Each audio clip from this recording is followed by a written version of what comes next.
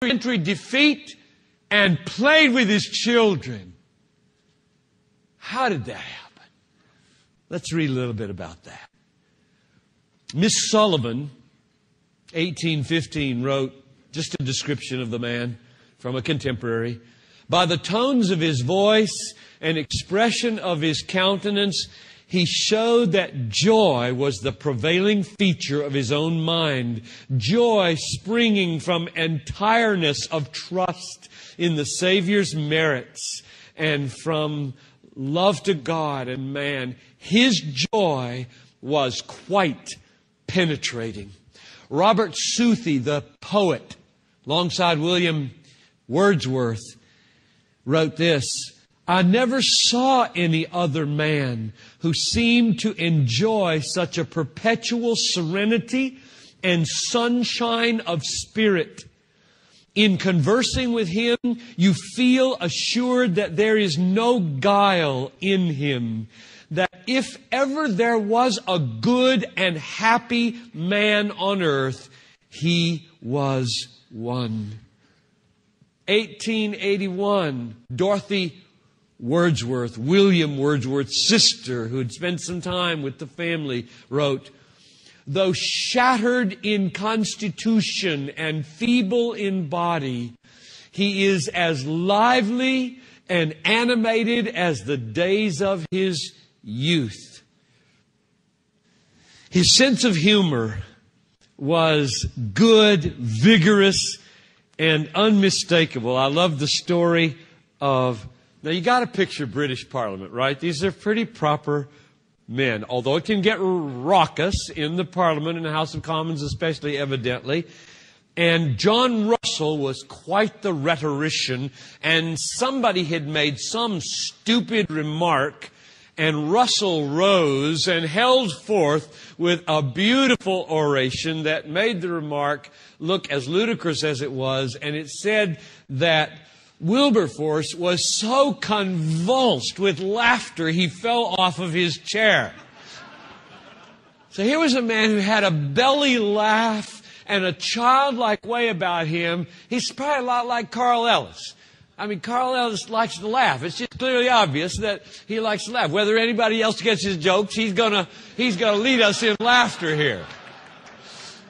There's a health about laughter, especially the kind that will let you fall off your chair.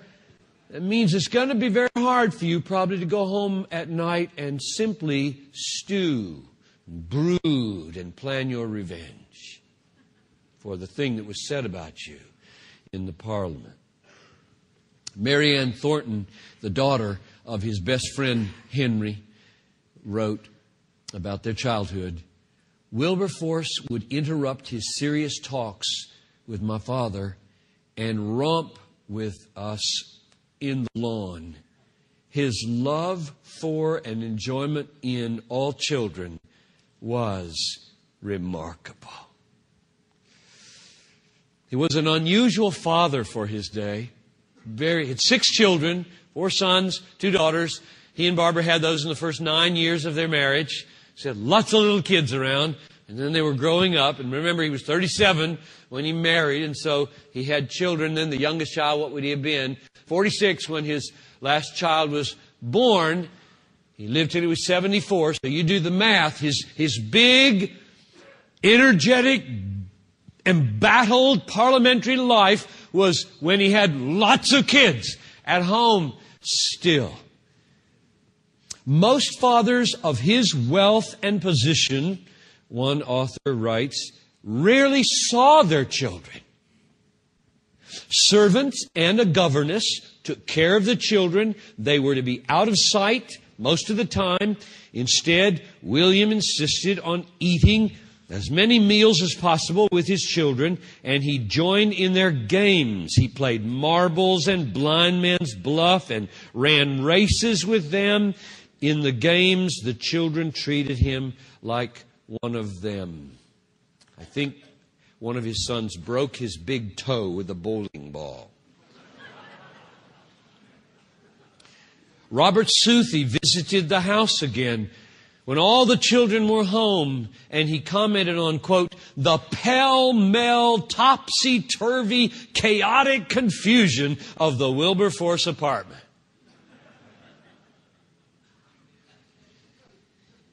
And then he added, in which Barbara sat like Patience on a monument, while her husband frisks about as if every vein in his body were filled with quicksilver. So this is these two personalities. She's sitting there looking, and he's down there playing with them on the floor. 1816, Joseph Gurney, the Quaker, stayed with Wilberforce for a week. And he wrote, as he walked about the house, he was generally humming the tune of a hymn or psalm, as if he could not contain his pleasurable feelings of thankfulness and devotion. There was about him, and this is the mark of all healthy people, and the more you have it, the healthier you are. There was a mark of wonderful self-forgetfulness, non-self-consciousness. People who are always thinking, how am I coming across? How am I coming across? How am I coming across? Are sick people. And he was not sick. They're called second-handers. That's the way Ayn Rand described them. They're called codependent in contemporary pop psychology. The rest of us know that they're just not well. And they're sad. And there's hundreds of them in this room. And we're all then, to one degree or another. And the healthier we are, the less we worry about what people think about us. Richard Wellesley, the Duke of Wellington, very big name, met with Wilberforce. Now, both these men were somebody. And Wellesley wrote to Wilberforce this sentence, "You have made me so entirely forget that you are a great man by seeming to forget it yourself in all of our intercourse." That's a statement of profound Christian health.